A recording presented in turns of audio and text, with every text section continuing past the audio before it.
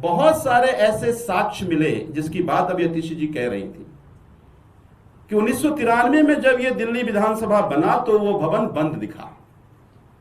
2022 में जब उस समय के हमारे विधानसभा अध्यक्ष पूरे दिल्ली विधानसभा के परिसर में कौन को कितने कमरे बचे हुए हैं, खाली हैं, जब जांच पड़ताल कर रहे थे तो वो कमरा बंद दिखा।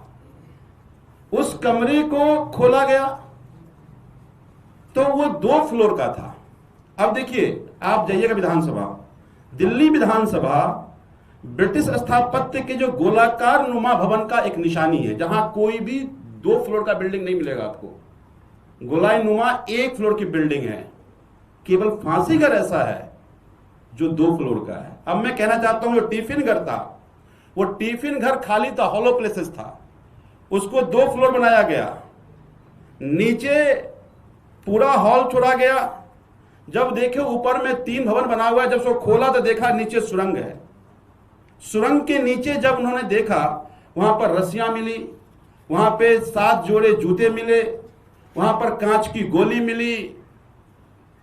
और मैंने उस दिन भी हाउस में यह कहा था कि भाई हरवंश जब शहीदे आजम भगत सिंह की बायोग्राफी में उन्होंने लिखा है कि मैं ये प्रूव ये कांच की गोली क्यों थी, कि जब अंग्रेज फांसी के बाद ये चेक करता था तो एक बंदूक से कांच की गोली से मारता था, चेक करने के लिए कि जिस व्यक्ति को फांसी दी गई वो जिंदा तो नहीं बचा है।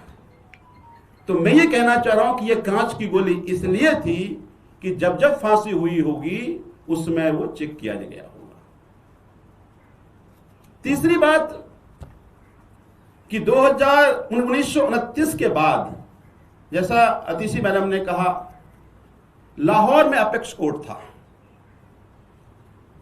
तो यहां के लोगों को वहां जाने में समय लगता था, तो एक कोर्ट यहां बनाया गया था, एक बेंच यहां बैठता था। जैसे देखिएगा ना, इलाहाबाद और लखनऊ में बेंचेज हैं, जहां जहां बड़े बड़े स्टेट में 2 जगह बेंचेज हैं। अब छत्तीसगढ़ जाएंगे तो रायपुर में बेंचेज बैठते, इसी तरह से लाहौर में बेंचेज थे और दिल्ली में बेंचेज थे। और इसके बाद कई सारी सीक्रेट मीटिंग अंग्रेजों के 1929 के बाद वहां पे हुआ, जिसका जिक्र अलग अलग जगह पर है। आईएनए की मीटिंग भी उसी जगह पे हुई थी। अंग्रेज कई सारे वॉर सीक्रेट मीटिंग वहां पे किया था, उसका शख्स तो कहीं नहीं है। अब ये कह रहे हैं कि हम ब्रिटिश लाइब्रेरी से हमने रिकॉर्ड मंगाया है। ब्रिटिश लाइब्रेरी ने कहा